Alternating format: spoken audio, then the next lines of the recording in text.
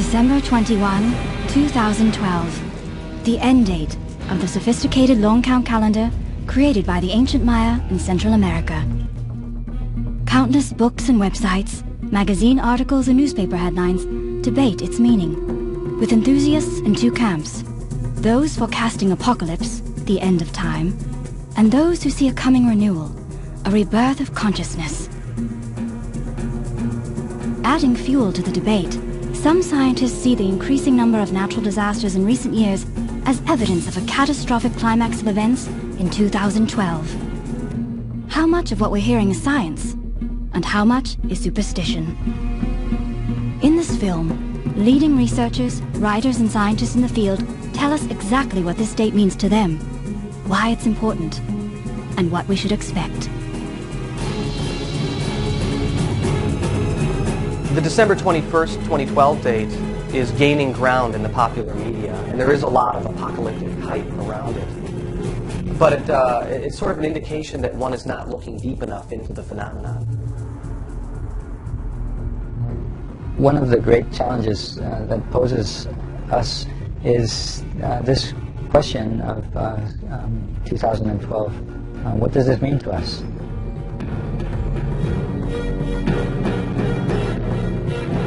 There are texts and traditions coming down to us from the Maya which suggest this is not just the end of a calendrical epoch, but the end of an entire age of the Earth and of everything that has been built and accumulated in the last 5,000 years, that this too will come to an end. If that were the only thing I knew, that it was a consistent ancient prophecy, I would note it. I might shudder in the dark of night, but I would leave it. If it were not for the coincidence of contemporary solar physics, with the sunspots climaxing in 2012. We're in the midst of a 2012 mania, being as spiritually starved as we are, and subject to such a terrible world around us. We look for explanations, and it's what motivated me to talk a little bit more about the scientific side of some of these explanations. When you look at the totality of the evidence coming from different ages, different time periods, and different sources, including scientific, that seem to pretend that something pretty important may be happening around the year 2012, then I think it's time that we pay serious attention to this.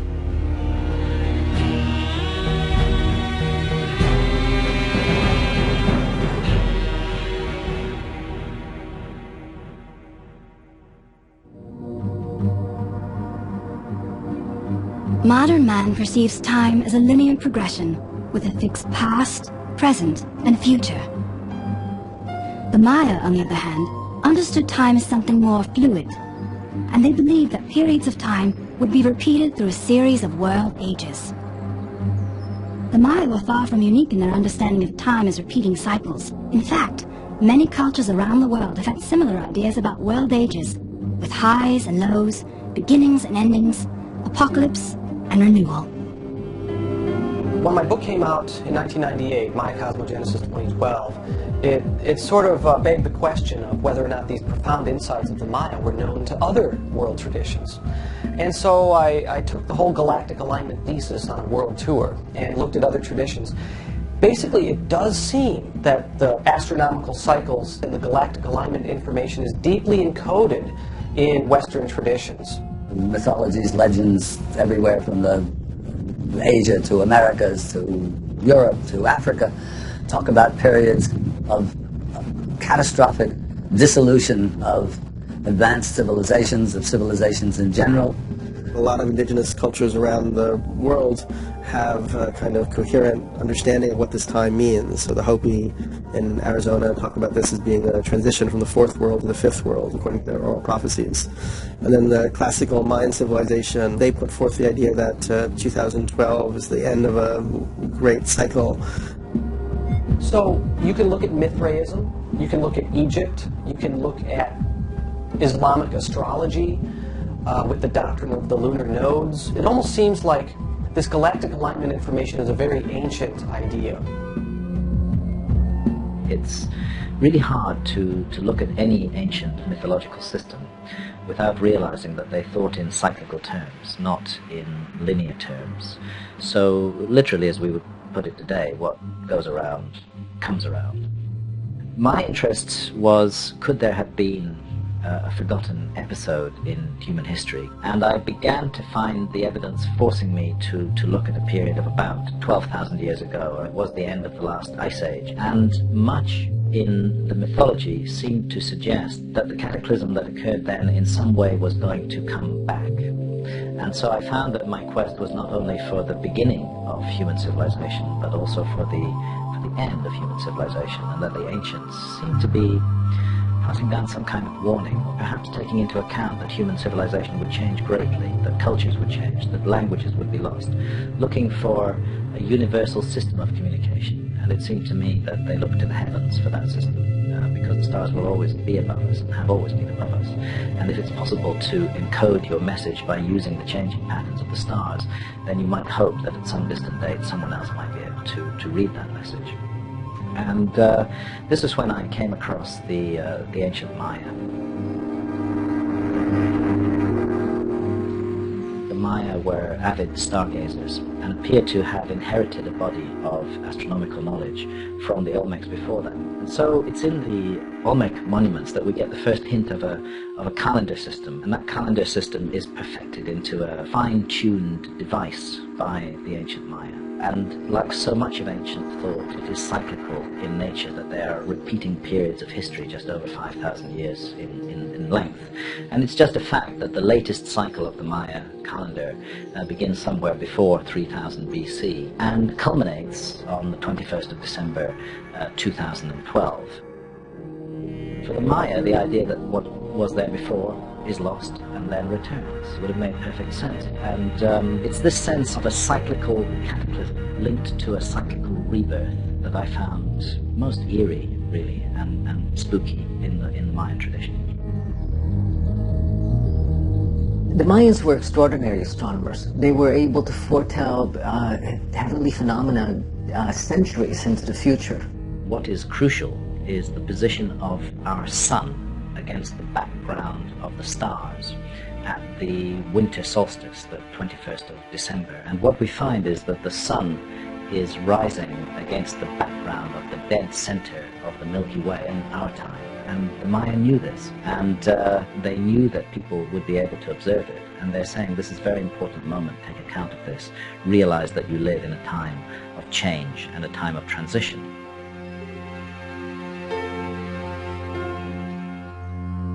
The prophecies of the Maya are shared by other ancient American cultures, including the Hopi and the Inca. Psychologist and author Alberto Viodo has spent many years with the Peruvian elders of the Andes and has been able to bring back their warning of a catastrophic time for humanity, but also the possibility of a new golden age. Humans have become a parasite on this planet. I mean, we are committing matricide. We're killing our mother who supports us. The Earth is designed to support a population of under 1 billion people riding bicycles to work, not 7 billion driving SUVs. So the prophecies speak about this time of a culling of humanity, of a harvesting of souls, and of a decimation of large parts of the human race, and the beginning of a millennium of gold, of tremendous opportunity. They're very optimistic. They're very hopeful for the planet. They're not that optimistic for humanity at large.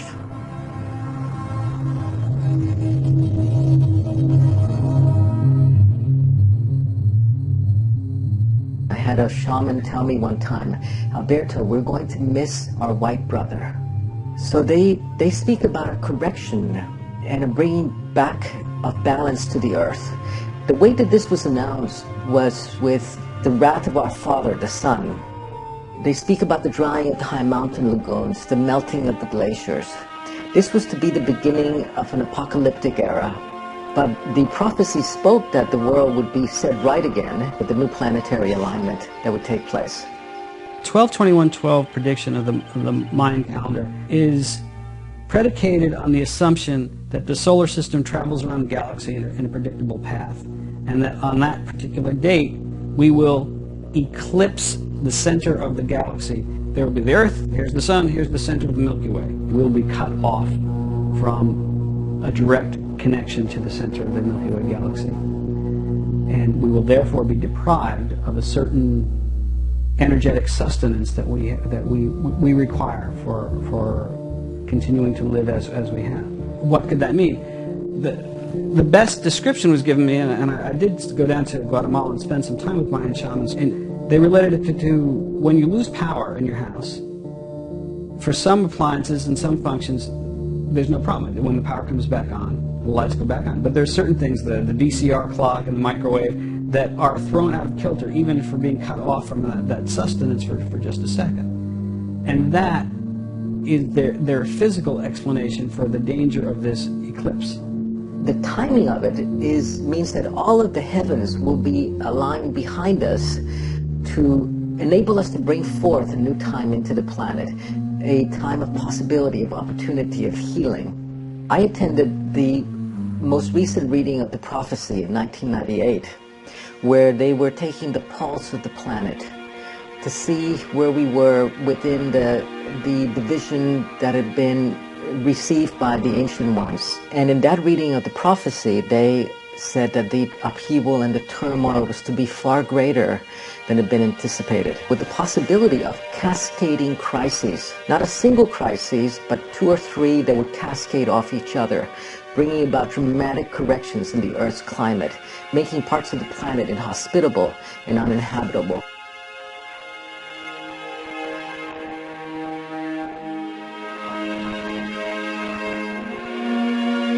I think that there is a very real possibility that around 2012 we'll see a shifting of the paradigm, and more people will be becoming aware of who we are, where we came from, our place in the universe, and then that would pretty much coincide with my prediction that we'll be into a new age.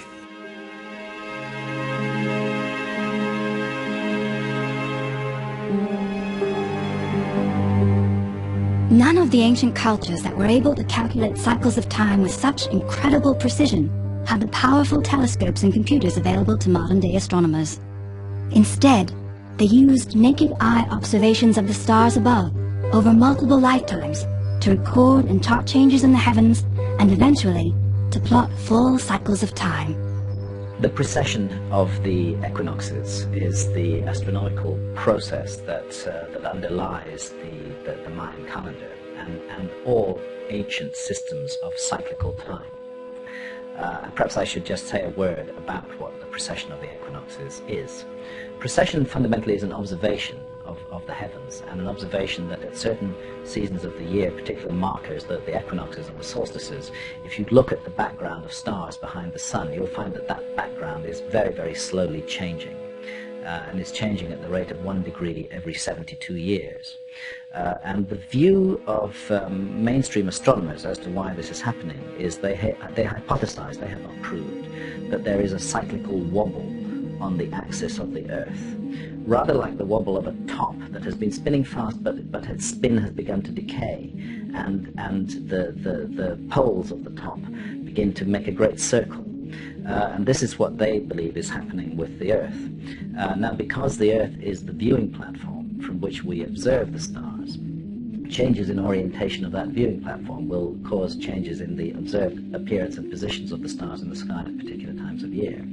And because it's a circular wobble, the whole thing is a cycle, and in fact unfolds over a vast span of time. 25,920 years takes you back from the starting position of the clock, back fully around the clock to the same position again. So the constellation that is rising behind the sun today in our time, and for a period of roughly 2,000 years, which we're just entering into the age of Aquarius, when the constellation of Aquarius has the sun, it will be 26,000 years, 25,920 years before that constellation again rises behind the sun. Ancient astrology in the Western world recognizes that there is this great cycle caused by the wobble of the Earth on its axis, and one complete wobble is 26,000 years. In the Greco-Hellenistic period, there were astrological ideas about how the sun shifts through the 12 signs of the zodiac. So you could divide the 26,000 year period into 12 periods, or 12 ages, or chapters. And this idea is a fairly profound idea. It's referred to as the world age doctrine. We can notice that in the Old Testament period there was an obsession with the age of Aries and symbolism around the lamb. And at the dawn of the Christian period there became an obsession with fish symbolism. And that would indicate our shift into the age of Pisces. Now in the Western astrological tradition we are about to move out of the sign of Pisces. So there's great talk about the shifting of the age right now. We're basically at the cusp of the age of Aquarius. So this astrological doctrine has to do with our changing angular orientation to the larger cosmos. The belief of many ancient cultures around the world that the precession of the equinoxes maps out changes and cycles of human consciousness has led some researchers to believe that the ancients may have understood the causes and effects of precession in a markedly different way than the generally accepted wobble theory presented by modern scientists. Walter Cruttenden of the Binary Research Institute looked back to the mythology of many of these cultures and posits a very different understanding of precession. Our research has focused on why are so many ancient cultures fascinated with this obtuse thing called precession of the equinox, when it takes one a full lifetime just to notice that the stars have moved 1 degree.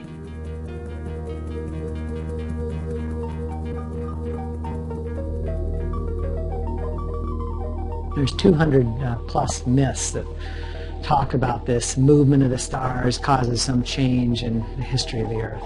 And it just seemed that if it is only what modern scholars say it is, just a simple wobbling of the Earth, that it shouldn't be related to any change in history or consciousness. And so we really dug into the Vedic teachings about precession, which give us a whole different meaning.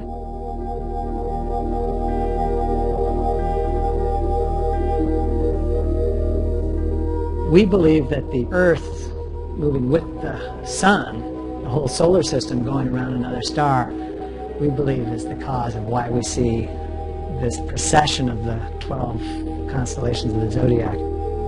Cruttenden's Binary Research Institute proposes that our solar system is in fact part of a binary star system, where our sun is locked in a never-ending cosmic tango with a second sun, each revolving around the other in repeating elliptical orbits lasting 24,000 years. We know that all orbits conform to Kepler's laws. They move in great ellipses rather than circles. And that means the bodies speed up when the two masses get closer to each other, when the gravitation is stronger, and then they slow down when they get farther away from each other. So if precession is the observable of a solar system in motion around another star, it too would have to obey Kepler's laws and speed up and slow down. Now we have really, really good scientific data for the last 100 years, going back to at least the great Simon Newcomb, the #1 astronomer in the U.S., year 1900. And he kept precise records of precession and noticed that it's speeding up every year, exponentially. So he actually added something called a constant to the precession equation. Newcomb's constant, we call it nowadays. And even since then, the precession rate has sped up above the constant rate. But we've taken the Vedic view that it's caused by an orbit. That orbit is 24,000 years, and therefore, if precession actually measures 26, we must be in the slow part of the orbit, far from the other star right now. And so we plotted on a curve what should the precession rate be over this last 100 years. And we came out with the exact curve that we see historically. And from that, we're able to predict that the precession rate will continue to accelerate year after year after year until we reach a periapsis. Periapsis is the point in their elliptical orbit where our sun and its twin are closest together, marking a golden age here on Earth. For now, however, Cruttenden's theory remains a controversial attempt to explain the universal ancient beliefs and cycles of time being dictated by our progression through the signs of the zodiac that comprise the precession of the equinoxes. Regardless of what causes the process, the fact is that the process occurs. And it is just possible to become aware of it in one or two human lifetimes.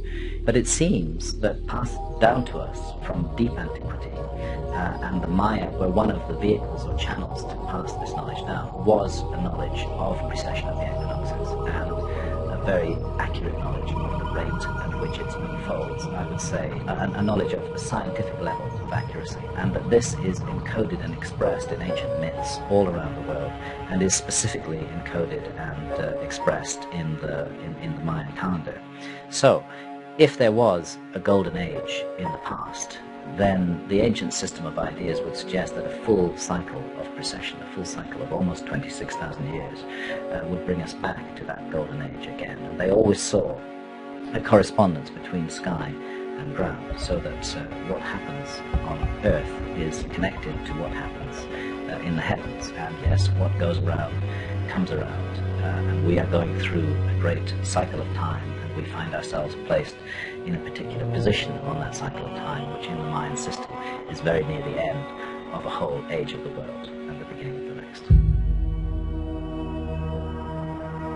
I think what's interesting is this 26,000-year period can get neatly broken down into periods about 2,000 years long, in fact, make it 2,200 to be exact, which mark the passage of the vernal equinox, place of the sun in the vernal equinox, through successive constellations of the zodiac. 2,200 times 12 is about equal to the cycle of precession. And this has led many, many people to assume, with little evidence, that world ages, which are a Judeo-Christian phenomenon, connote divisions of the cycle of the precession of the equinoxes.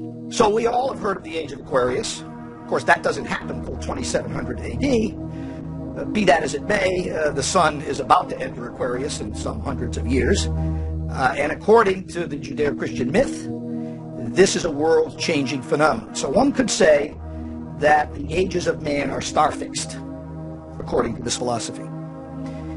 That's the connection, if it be one, between precession and cycles of renovation. Well, the modern astronomical understanding of precession is pretty straightforward. You know, it's kind of a mechanical understanding of how it works and how it affects the position of the sun on the equinox or the solstice. It shifts through the zodiac signs and so on. I think that it's kind of a literal way to interpret what precession is, but there's also a metaphorical or a symbolic understanding that gets more into how human beings are affected, perhaps, how the planet is affected by the precessional changes. We might envision that over this great 26,000-year period, there's seasons, in the same way that the year cycle has seasons. So there's, summer, fall, winter, spring.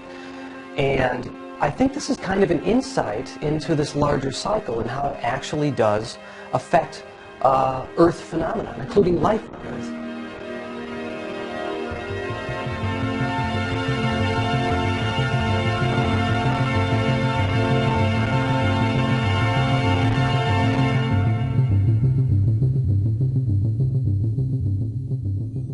Cultures all around the world believed that this great year, this cycle, this one eon was broken into seasons, just like our yearly motion. We have spring, summer, fall, and winter. Well, they broke it into the easiest ones to understand are the Greek terms, the iron, bronze, silver, and golden age. That's sort of equivalent to summer in terms of consciousness, and then you go back down again. And each of these ages has different characteristics. And the Vedic teachers would tell us that we're just coming out of the Kali Yuga, very early into the Dwapara Yuga, which is equivalent of iron to bronze, and we're beginning to realize that we're no longer just physical bodies on a hard physical earth, that we are energy, and everything's made of energy. And consciousness keeps growing. We use more and more of our consciousness. We live longer and longer. Things become seemingly transparent to us, not because matter changes, but because we just see the potential and possibility in everything. If you have a culture that observes the sky, for whatever reason, religious or scientific, then bound to notice over 2 or 3 generations that the position of the sun is changing. So the awareness of precession is almost certainly known by all ancient cultures. They saw it. Now, okay, they could work out the cycle. Let's say they could. But they don't know how the stars change, because it's not only their position that change, it's their tilt. So Orion would tilt and then retilt back and tilt. Well, again, it was observable. And they could work out the rate, and they found out it was also 26,000 years. And it appears to me that there came a moment when they thought they understood what they call the cosmic law. And then they followed it, with the monuments, the alignments, the temples, the rituals.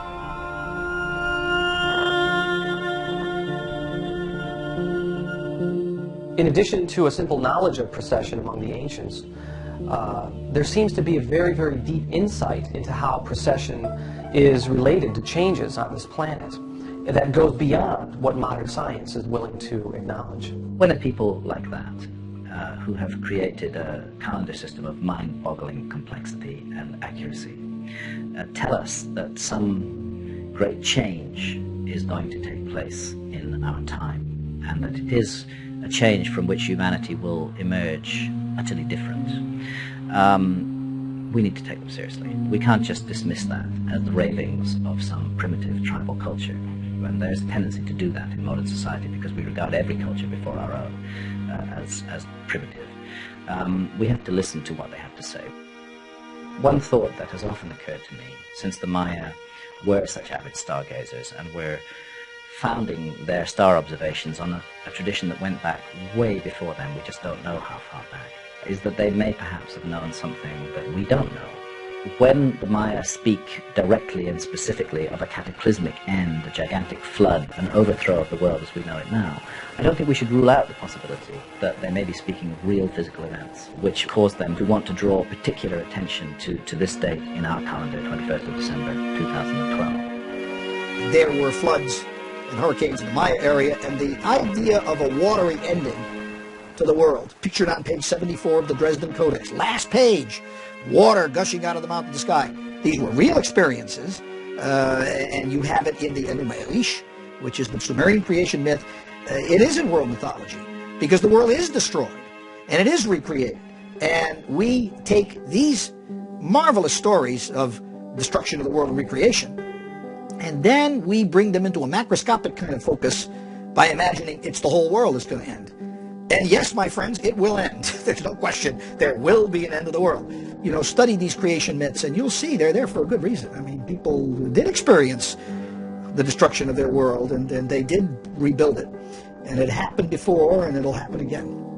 Unless, I mean, the way to avoid it in New Orleans is to build better floodgates. And so, see, so it's participatory, isn't it? You can make it happen, but you have to work for it. You can't just lay back and do nothing. You've got to be a participant in your cosmology. Unprecedented activity on the Sun and increasingly frequent natural disasters on Earth have led some scientists to predict an ominous climax in or about the year 2012. Author Lawrence Joseph has single-mindedly forged an understanding of the scientific data and the perils we may be facing. Solar storms will climax in 2012, and the global satellite system is therefore at risk. Let's examine what the global satellite system means to us. Telecommunications, funds transfers, and military, climate, everything bounces off a satellite. The fact of the matter is that a lot of these satellites are not, quote-unquote, hardened sufficiently against increased solar output. Moreover, I found out that a lot of our military communications have been, for reasons of budget and I'm not sure why else, have been fobbed off onto commercial satellites which are not hardened. So a lot of the basic military security that we rely on in the satellite system is open to solar attack. Now what does that mean, solar attack? It's not that the sun doesn't like us and is after us. There's no paranoia in this. It's simply that when the sun has storms, it shoots out billion-ton blasts of protons and other radiation. Most of it goes off in other directions, but a certain percentage of it will hit the Earth, just the law of averages. Recently, we have found strange occurrences. Usually it takes about 2 to 3 days for coronal mass ejection, the CME, which is the term for this blast, to travel from the sun to the Earth. But in January 2005, there was one that made it in 30 minutes. Unless Einstein was seriously mistaken, if that thing cut another 22 minutes off of its travel time, went down to 8 minutes, would be the speed of light, we would be completely obliterated.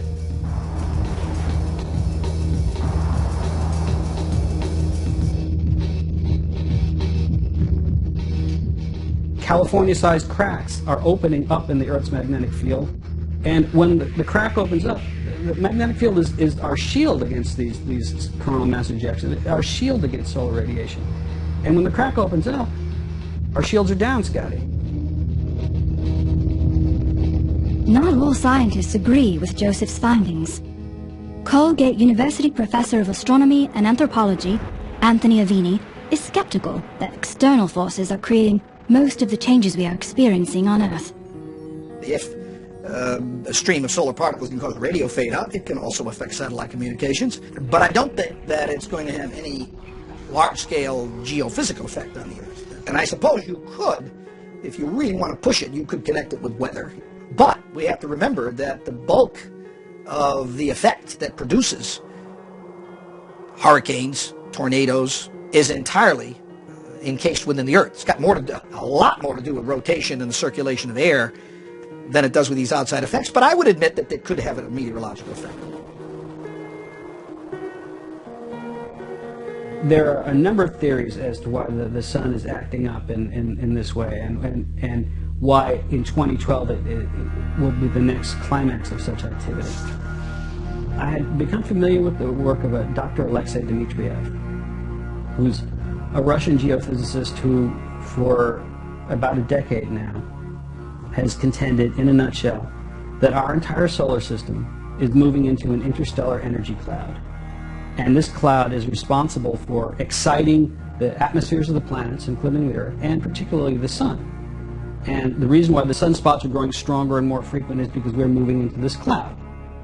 He based his findings on a lifetime of esteemed work, and particularly his team had meticulously analyzed Voyager satellite data, and we're seeing things we've never seen before. And he believes, and has devoted a good 15 years to proving, that we've entered an energy cloud that we will remain in, probably, he guesses, and he cannot verify this, for about 3,000 years. And this energy cloud is simply shaking things up. And it's having its strongest direct effect on the sun, which in turn has effect on all the other planets, including the Earth. So that's the most well-researched theory as to why the sun is behaving strangely.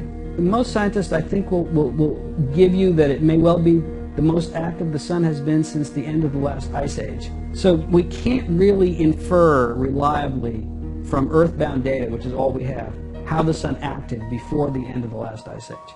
But it appears that since then, this is the wildest it has been. Virtually everyone will agree that 2012 is the next year of solar climax. The coming solar maximum in 2012 is not the only cause for concern. Scientists have noticed a weakening of the Earth's magnetic field and a shifting of the poles, some even suggesting that the North and South poles could literally reverse places with each other. I think viewers have probably read about the changing in the magnetic poles of the Earth, the magnetic reversal. It overturns very slowly. It may take a few hundreds of years to make a complete overturn. And it's probably the case that we're in an overturn now, a beginning of an overturn, because the position of the magnetic pole has migrated some few hundred miles in the last few decades. So it is beginning to overturn. Now the real question is, what is the effect of the overturn of the magnetic field on Earth phenomena? There could be a reduction in the shielding effect. This could have some consequence. I don't think it's known whether the consequence will be calamitous, disastrous. It certainly won't be sudden. But probably some meteorological change will take place.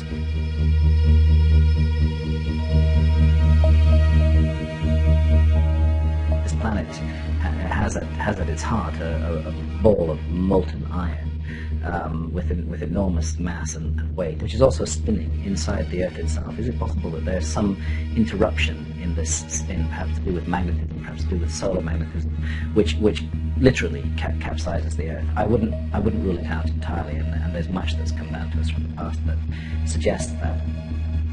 Lots has been said about a potential pole shift.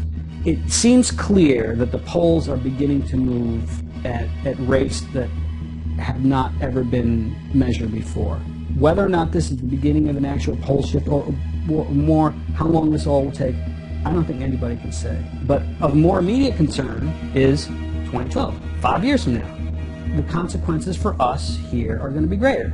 For the satellite system, for our health in terms of skin cancers and cataracts in the eyes and a host of health-related issues, and perhaps, again, as I mentioned, there's a growing body of evidence that earthquakes and volcanoes and, of course, hurricanes are related to solar input. We have to learn it fast. At least we have to get a sense of the magnitude of this connection and what we might be able to do to minimize these effects. I think the thing that fascinates me most about 2012 is just the totality of the information. I mean, not only do we have ancient prophecies and, of course, the Mayan calendar, and it all seems to culminate in 2012. We all know, of course, that there's earth changes taking place, polar caps melting and global warming all over the place. What most people don't realize is this is a solar system-wide phenomenon. The polar caps on Mars are melting. The outer planets are more luminescent, meaning they're heating up. So something is definitely happening. If a pole shift occurred within the next few years, it would disrupt civilization as we know it. Would it be the end of life as we know it? No.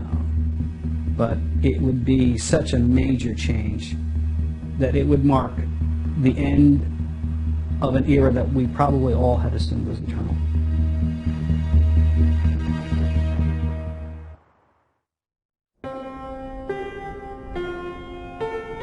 Whether or not the changes on Earth and in our solar system are evidence of a physical, real-world climax in 2012, many believe that there is a coming shift in human consciousness that was the true message of the Maya, and to which we must pay due respect and consider acting upon.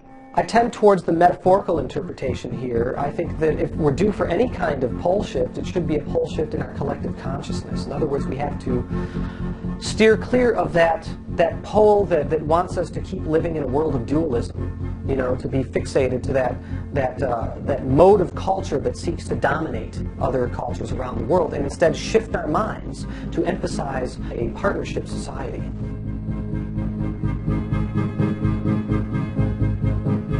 The work of John Major Jenkins, very important.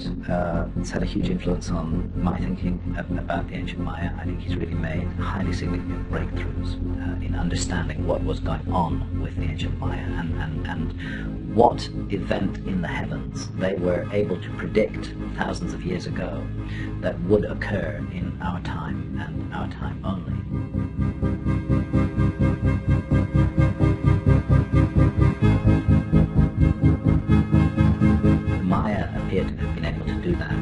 Years ago, to cast forward to a time which marks the end of the calendar system, when the sun appears in the dead center of the Milky Way galaxy. And I take this as a marker. They knew that would happen. It's easy to read into it a cataclysmic end of the world in our age. But John Major Jenkins' work has been particularly helpful in showing that it's easy to read another possibility into it too, which is, yes, the world age will come to an end. Everything that has been built for the last 5,000 years will be up for grabs. We may not count on things remaining the same as they have done throughout our lifetimes. Things are going to change. But also that this is a rebirth, not a simple destruction, and that in a way it may be necessary to sweep away the old before something new, something more positive, something more hopeful, a new guiding spirit for the next 5,000 years emerges. And John has shown the astronomical correlates of this, and has shown how the sun effectively seems to emerge from the cosmic womb, from the womb of the Milky Way, speaking of rebirth. And so he draws from this a hopeful message, which I happen to share with him, that this is perhaps the best way to interpret the Mayan prophecy, that we live in a time when things will never be the same again, and it is we who will preside over that change, and it is our own choices and what we do with our own consciousness that will govern whether that change is for good or for evil. .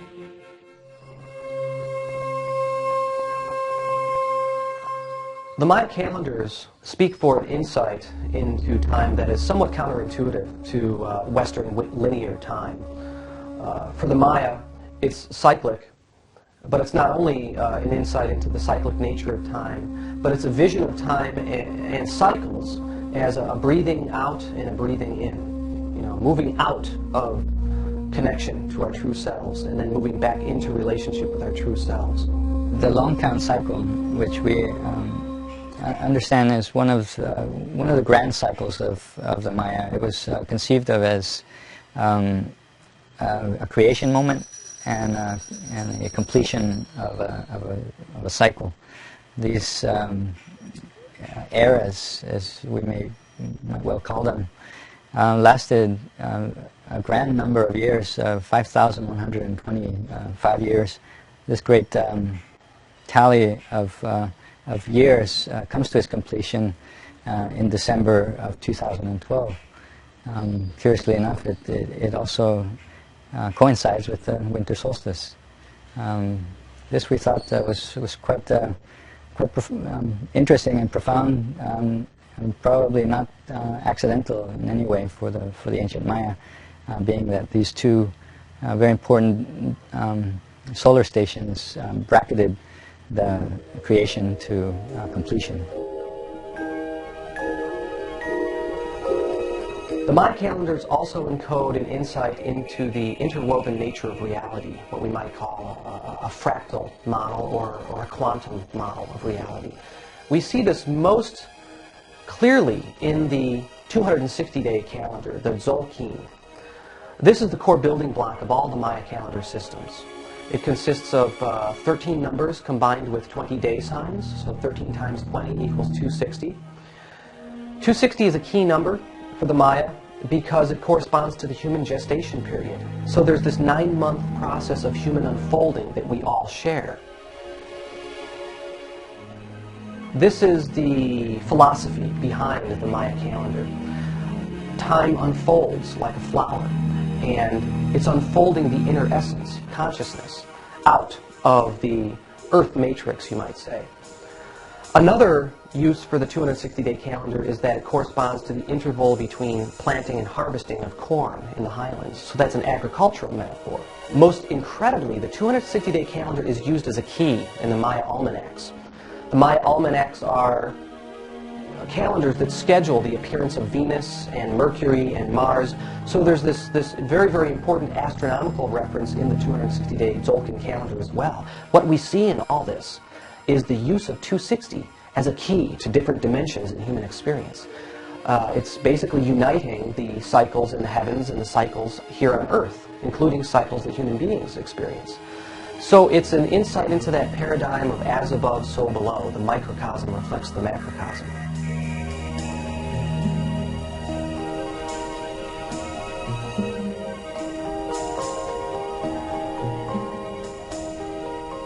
We do the same thing in our cultures. We celebrate yearly cycles, we celebrate century cycles, and oftentimes these cyclical changes come with a deeper, foreboding, ominous feeling to them. One is not certain, whether the universe can be reordered and restructured. We see this happening in many of the ancient festivals, such as the New Fire ceremony, for instance. When Tzolk'in and Hab counts came to the completion of a cycle, all fires were to be put out throughout the territory, and a new fire initiated. These were moments of darkness. It's the darkness representing this primordial origin, once again.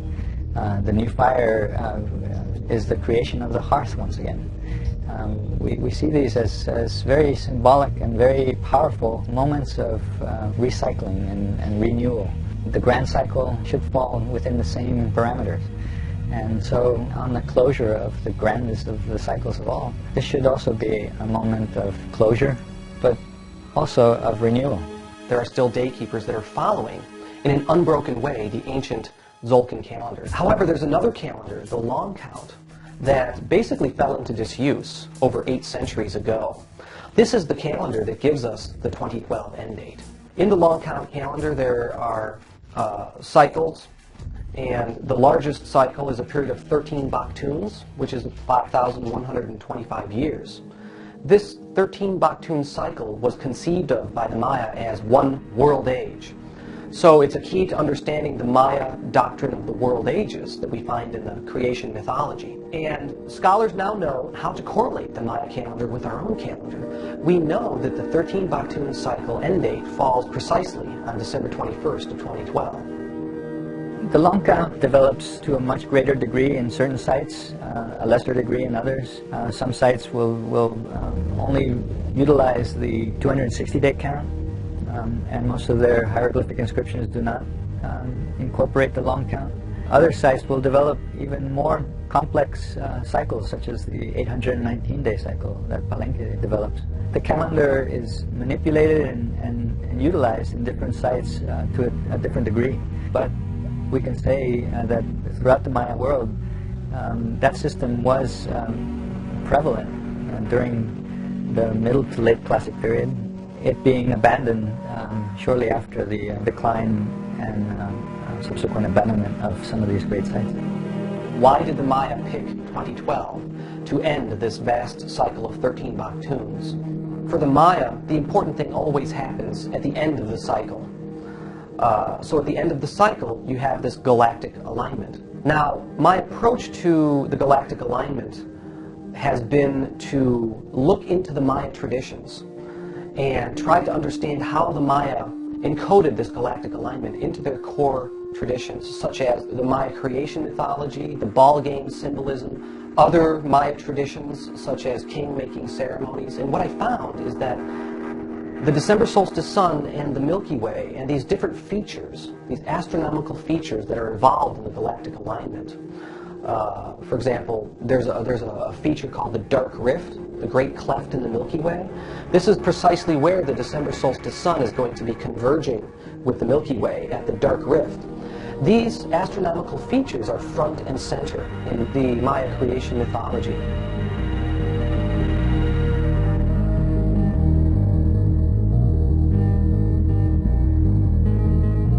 For a long time already, we've been aware of the fundamental aspects of the epigraphy and the writing system of the Maya involved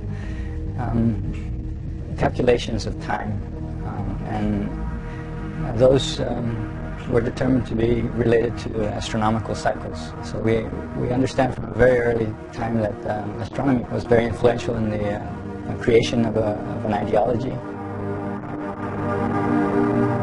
One of the ways that the ancient Maya encoded their understanding of cosmology, including precession and including the galactic alignment, was through mystery play. Like, for example, the mystery play of the Maya creation myth. It has to do with the ball game and how the hero twins must kick the ball into the goal ring. Well, the Maya populace could come to see the mystery play, and they would observe that, and you could just sort of understand it in the literal way of the play unfolding before you. But to those who are sensitive to the deeper esoteric or symbolic meaning in the mystery play, they would know that the game ball is a symbol for the December solstice sun.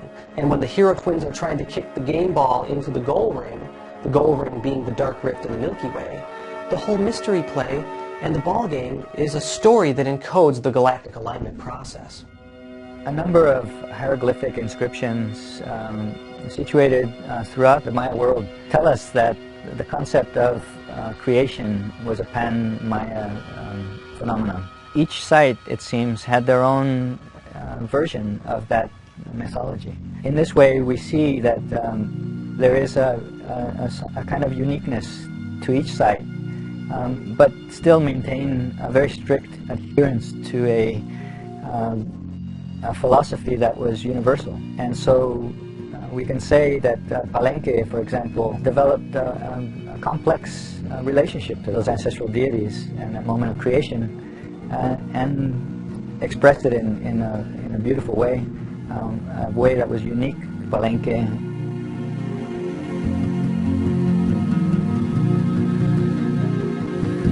The Maya have a concept of a sacred tree, or a crossroads. It's basically the cross formed by the Milky Way, where it crosses over the ecliptic. The ecliptic is the path followed by the sun, moon, and planets. So in the sky you have this cross. It's also referred to as the sacred tree.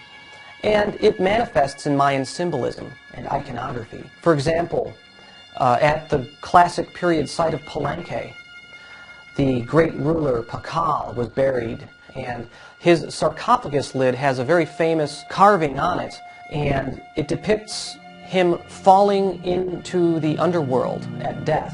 He's basically entering the dark rift. So the dark rift is at the center of the sacred tree formed by the Milky Way and the ecliptic, and it's right there on his sarcophagus lid. The Maya kings were shamanistic. Pakal is seen to be a kind of visionary shaman figure, and the shaman had to journey into the cosmic center. That's where he was able to retrieve the sacred power of rulership. So that image of Pakal on his sarcophagus lid is not simply an after-death image, it's an image of the shaman journeying into the cosmic center, into the dark rift, to retrieve the sacred otherworldly powers of rulership. One of the most important temples here in Palenque is the Temple of Inscriptions. That's the tomb of the most important king of the city, Pakal. And it's one of the most beautiful temples in all the Mayan world. Going hand in hand with visionary shamanism, which was a sort of a journeying into the outer cosmos in a spiritual sense, was an interest in the actual astronomical sky. At Palenque, near the palace, the famous square palace building, in that complex of buildings, there are several very interesting areas. They're like courtyards. They're sort of like rectangular areas that are surrounded by walls about 3 feet high. It's not believed that these were once filled with water. And Mayan astronomers and visionary calendar priests would sit around this, and at night the sky would be reflected in the still, calm water of these rectangular pools. This is how the Maya did their stargazing. It's very, very interesting because instead of looking up at the sky, they were looking down at the sky reflected in the water. Very, very interesting because for the Maya, the sky at night was envisioned as the underworld flipped upside down. So all the stars and the planets that are moving around and doing alignments in the sky were actually the activities and movements of the underworld deities. This is a really interesting idea because it shows how apparent opposites, like sky and underworld, are integrated in the Mayan concept. While the majority of Mayan scholars have focused on classic sites in Mexico, Guatemala, Belize, and Honduras, John Major Jenkins has devoted much of his research to the once obscure site of Izapa in southern Mexico. There he found a great number of stelae, stone monuments, depicting the mythology and cosmology of the Maya. The early Maya site called Izapa, the site that invented this long count calendar that gives us the 2012 end date, is really a key to understanding how the early Maya thought of 2012 and the galactic alignment. The monuments of Izapa were found in the 1950s and 60s as they were left some 1,800 years ago, so they're in situ. They're still oriented to certain horizons in certain ways. One of the key horizon alignments at Izapa is the December solstice sunrise. So we start to see how Izapa is a site that helps us understand the galactic alignment in 2012. For example, Stela 11 from Izapa portrays Wanhunapu, the father of the hero twins. He represents the December solstice sun. And he's emerging from the upturned mouth of a frog. That's the rebirth place. The mouth of the frog or the mouth of the snake, that represents the dark rift. His arms are outstretched, and it's basically a period measuring gesture. He's basically measuring a cycle of time. So what this is saying is that at the end of the cycle, the December solstice sun is lined up with the dark rift, and this carving, Stela 11, points right to the rising December solstice sun. That's just one example of how Izapa encodes information about 2012. That you might refer to that as the astronomical reference at the site. But there's also a prophecy and a spiritual teaching that's encoded on the monuments that has to do with the Mayan belief about what is going to happen, you might say. While John Major Jenkins' research has gained widespread acclaim as a breakthrough in understanding the Mayan calendar system and its message for us, the academic mainstream have yet to fully embrace his insights. It is true that when the sun is at the winter solstice, it more or less lines up in the direction of the constellation of Sagittarius, which is close to what we would call the center of the Milky Way galaxy, which was not determined until even later. I stress this because one wants to argue about precision here. I could say in a very general way that the winter solstice sun comes through that general area of Sagittarius, whether it's conceived of as the center of a galaxy or not, somewhere between the years 1900 and 2150. To dare to pinpoint it any more accurately is to suggest that the Maya did, and I'll go back to what I always go back to, I've got to see the evidence. And I've got to see something more than just some interpretation of an iconography and a stela. I've got to see it in the codices, I've got to see it in writing, I've got to see the numbers. If the astronomers cared about that, they would have backed it up with numbers. So one does have such an alignment, but in the crudest possible sense you can imagine it.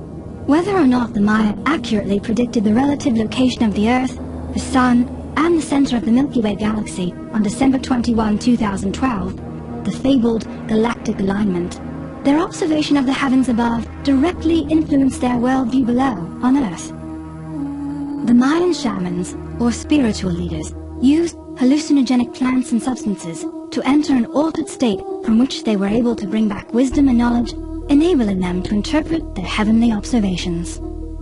Izapa really was a kind of New World Eleusis. In the Old World, Eleusis was a place where seekers were initiated into the sacred mysteries. And at Izapa, initiates, those seeking knowledge, were brought through a process of understanding this new galactic cosmology. And clearly, sacred plants was part of this. We know that ritual mushroom stones were found in the region around Izapa, so we know that there was a kind of mushroom cult going on there. And we also know that dimethyltryptamine is a powerful hallucinogenic that can be harvested from the glands of the bufo toad. And Stela 6 at Izapa, for example, depicts the bufo toad, and it actually shows the toad's glands with vision scrolls coming out of the glands.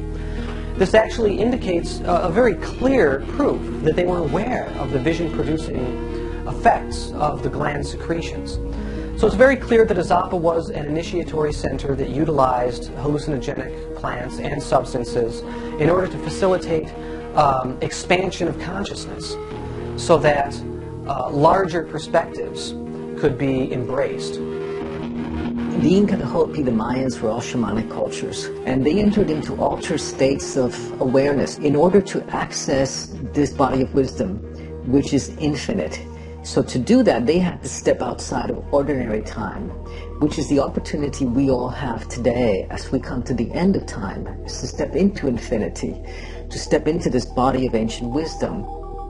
We can learn from ancient civilizations, and so I hope I've played some part in reintroducing the wisdom of the ancient world to the modern world and helping people to open their eyes and open their ears and hear what the ancients have to say to us. And more recently also the recognition that the shamans of tribal and hunter-gatherer societies around the world, with their systems and techniques for contacting the spirit realm directly, also have a great deal to teach us. So, I would advocate a kind of reversal of the normal order of things. It is not we in our scientific and technological world, where everything is rooted and grounded in a material and mechanistic view of the universe. It is not we who may place ourselves above the civilizations of antiquity. We may not say that we are greater than or better than the shaman in a small village in the Amazon. Those civilizations of antiquity and those tribal shamans today have a huge amount to teach us.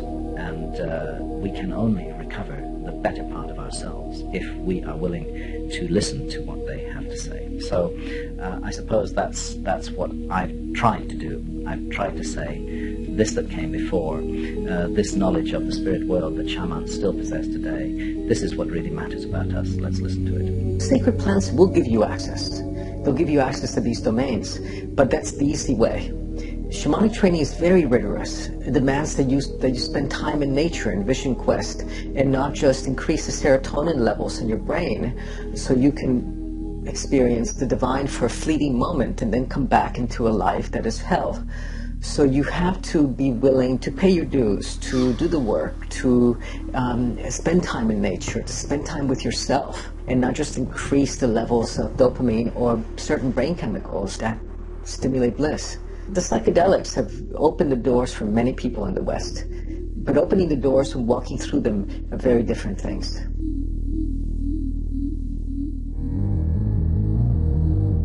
Ultimately, no one can be sure what 2012 will bring. Cascading crises climaxing in some sort of apocalyptic event, or advancement into an enlightened era of human existence. However, most researchers who have studied the ancient mythology carefully bring back a message of hope, albeit one that requires us to participate and help bring about a new golden age. I think that the core teachings are there and present in the Maya creation myth, and it does relate to the galactic alignment. It relates to this opportunity that we have to reconnect with our true selves, with the unity consciousness, through which we can solve the intractable dilemmas of the world. We have to get back to that unity consciousness and awareness of how we as individuals fit into the whole. This is not a call to annihilate the ego or to annihilate our sense of individuality. It's really a call to be aware of our individuality at the same time that we're aware of the larger picture. But it does require that we choose to be actively engaged in the process. It's not something that's going to happen automatically. That's kind of the interpretation of a cop-out or something like that. We really have to understand that we do have a choice, but we can choose to close down in fear and succumb to the forces of limitation that seek to keep us limited, keep us stuck to our egos, or we can open up in trust and respect for what is possible. For me, part of the essential, kind of shift in consciousness that we may be undergoing is this kind of integration of empirical, rational, scientific thought and intuitive, shamanic, and mystical knowledge systems.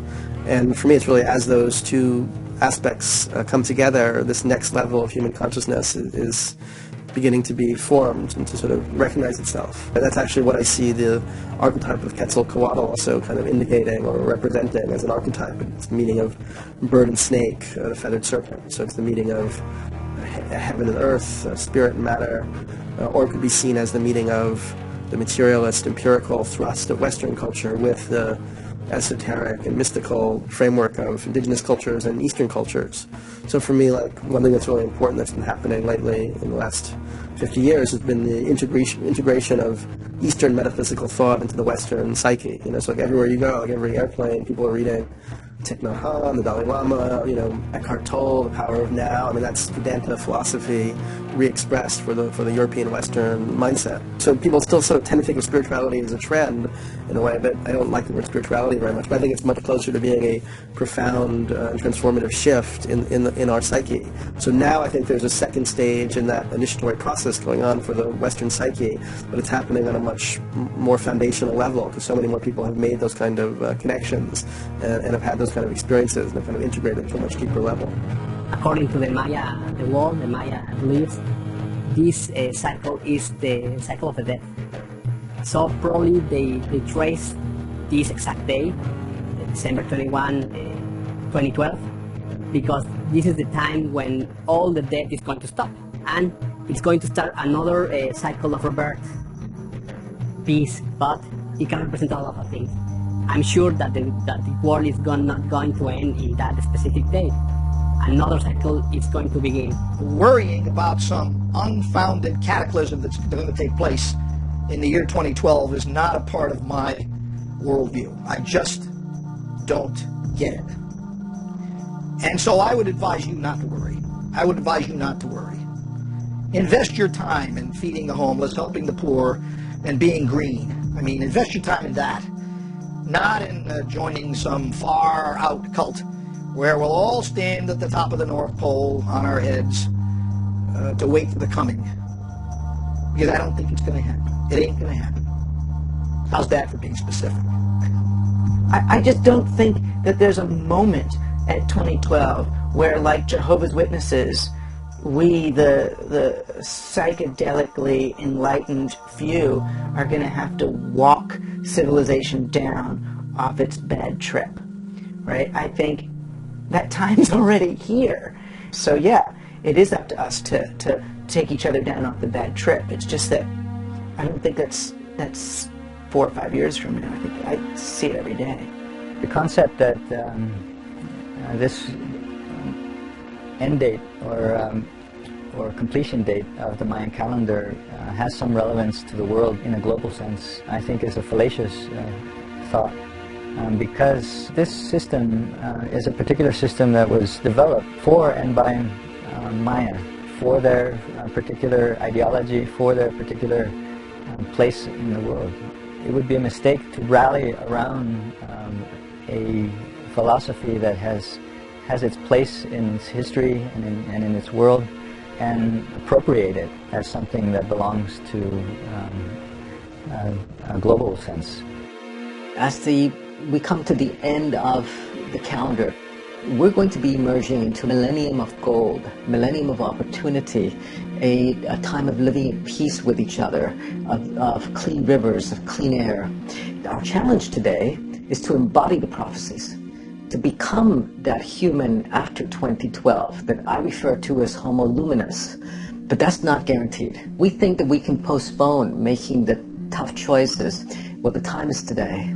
I'm very much aware of all the prophecies and all the talk and discussion about 2012, but then I also lived through the Russians going to kill us next week in the Cold War, and the harmonic convergence, and Y2K, and I think my first piece of advice to people is don't sell your house and move to the mountains, because I think there's every likelihood that in 2013 your bills will still be coming in. There's a rift between East and West that is increasing at exponential speed. I see it every day. I mean, I live in the Middle East and I see it growing every day. It's based on total misunderstanding of each other. And this misunderstanding stems from the way that we have developed our cultures. We do not use the common denominators anymore.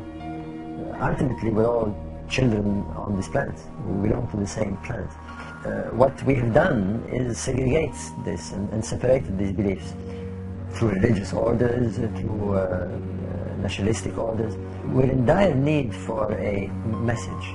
We need visionaries who make us see things in the right way. We need to realign ourselves into a thing. We need to remove the differences between us. We need to remove the strong religious rifts.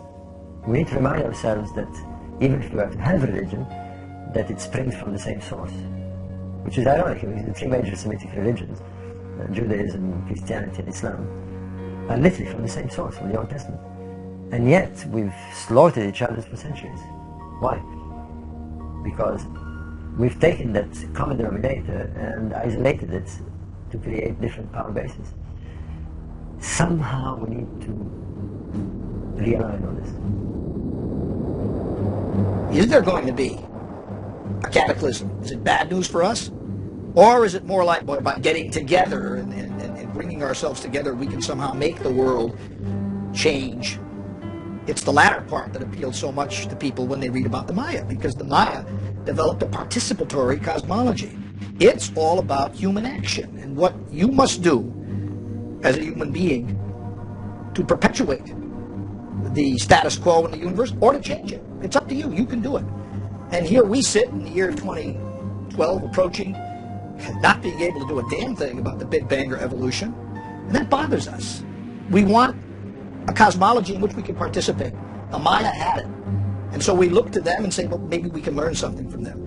And I'm all for it. I mean, I think there'll be a positive outcome from the 2012 hype and mania, as I characterized it, because perhaps it'll make us take our cosmology a bit more seriously, look into it a bit more, think a little bit more about collective human consciousness, think a little bit more about what we can do to make the world a better place.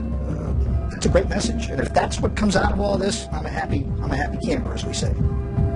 I think we have gone through and are going through the final stages of a very dark age, but I also see glimmers of hope everywhere I look. I see people who are no longer willing to have their thoughts and their consciousness patrolled and controlled by others, who seek direct spiritual contact, who recognize that the established monotheistic religions, whether Judaism, Christianity and Islam, while they might have been instruments of liberation at some time in the past, are now primarily instruments of oppression and hold down and suppress the human spirit. And I see everywhere around me people reaching out to bypass that monolithic block of established religion and make their own contacts and own connections with the spirit realm. I do see a new birth of human consciousness underway, and when these things happen, they can sometimes happen very, very fast. So I do not rule out at all the possibility that all of us are going to be looking at the mystery and meaning of life in a very different way very soon. And that date, 21st of December 2012, sticks in my mind as one that is really worthy of consideration.